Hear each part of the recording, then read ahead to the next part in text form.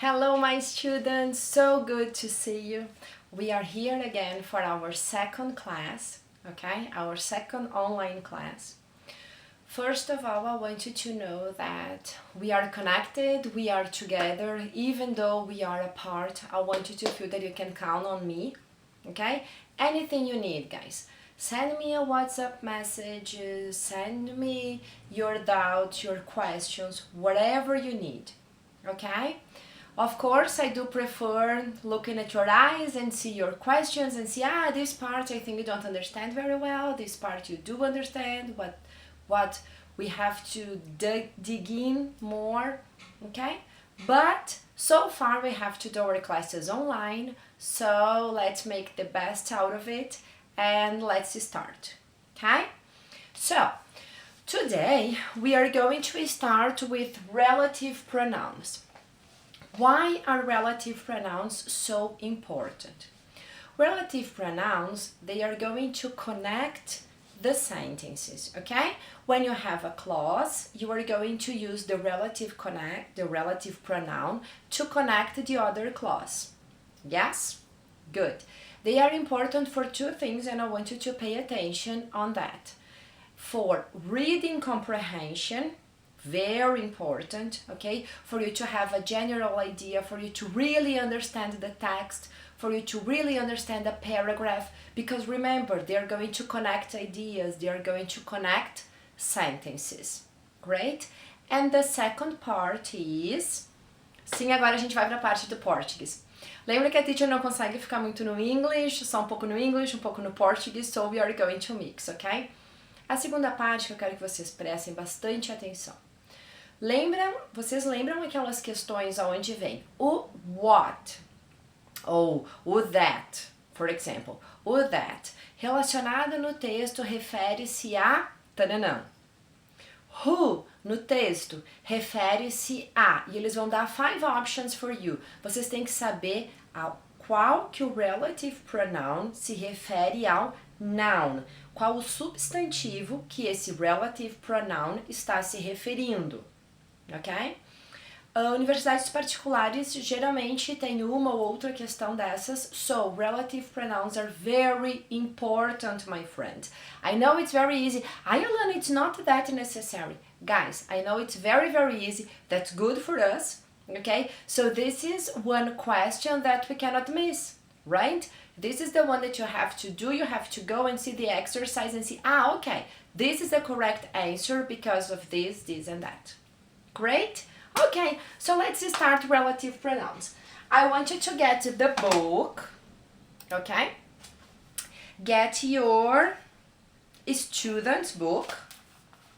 Yes? You are going to do this on page number 15. Take a look on that. Okay?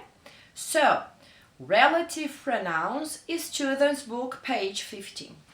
What relative pronouns we have here? We talk about who we use for people and pets. Yes, my dears, now we can use who for pets as well, okay? They are like humans for us or something like this. So, sorry, just kidding, but it's kind of difficult to teach alone, so, okay? Be patient with this teacher. Which we use for animals and things. That we use for people, for animals, and for things in an informal way. I'm going to use that when it is an informal way. Whose I use for possessive meaning. So I can use for people and animals and things when I am referring to a possession. Ok?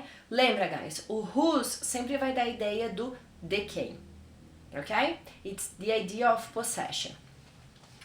And the other one, whom, it is more formal, so it is a formal style that we're going to use, usually in writing, and often comes with a preposition, okay? The often, I would say always, but let's put often comes with a preposition. To whom, for whom, and so on, okay? So these are the relative pronouns. Going again. Who, which, that, whose, and whom. I think no problems at all. Okay. Continuing now, guys, on page 16, we are going to subdivide those, okay? Aqui é que a gente vai subdividi-los em.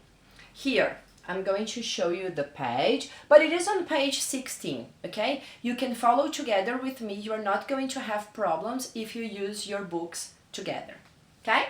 Just as if we were in class. Let's see. Let's try to do this. So, the first one.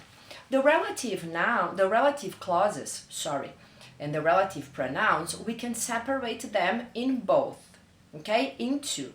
We can have the defining and the non-defining.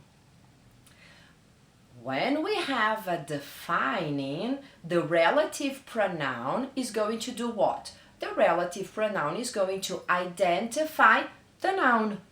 Finish, ok? Na defining é pra gente identificar o substantivo. That's it, okay? That's why it's called defining. So, the sentences you have here and the examples you have here that I want you to take a look, we are going to read together, okay? So, we start with what? I'm just going to go for the examples. Now we are going to read 4 examples, okay? What's the name? So, what's the name of the tall man who just came in? What's the name of the tall man who just came in? Guys, which tall man I am talking about? Ok? Eu quero saber o name de algum tall man. Ok? Which tall man? The one who just came in. Aquele que recém chegou. Aquele que recém entrou. Ok? Number 2. People who take physical exercise live longer. What's the idea? Okay, people live longer. Great. Which people? People who take physical exercise. So, the noun, o substantivo que a gente tem ali é o people. Correct. Ok? Qual a característica que eu tô dando para esse substantivo? People who take physical exercise. Ok? Então, é isso que eles se referem quando eles estão falando em identificar o substantivo. I'm going to give ideas, I'm going to give characteristics to those. And I'm going to use people who take physical exercise live longer. Why? Look at this. We have here people who take physical exercise. Okay? Because when I use the sentence people, when I'm talking about people, the relative pronoun I'm going to use is who. Correct? Good. So now we go for the sentence number 3. Have you got something that will get... Sorry, guys. Number 3. Who owns the car which is parked outside? Who owns the car which is parked outside? This is interesting, porque olha só, a gente tem o who ali na frente na WH questions. É só uma WH question, no problems. Okay?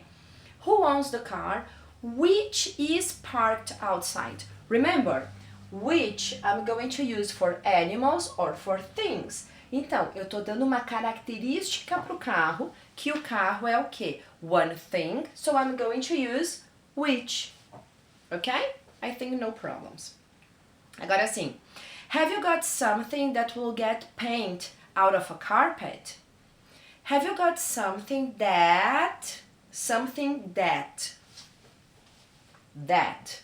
I'm going to use for people, for animals, or for things, and it is more informal.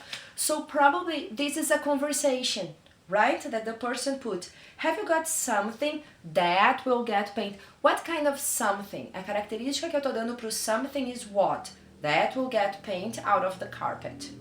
Okay? Great. I think no problems. I think you are not going to have big problems with those. Good. Now, we're gonna go for, we're gonna go for the non-defining, okay? The non-defining, they are not giving more, they're not going to classify in this way, Okay, what they are doing, they are giving more information. When they are giving more information, I can put in between commas, okay?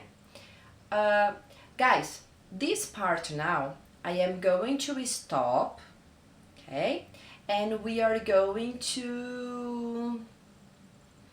to continue this part on the next video. I think it's going to be easier for you, okay? See ya!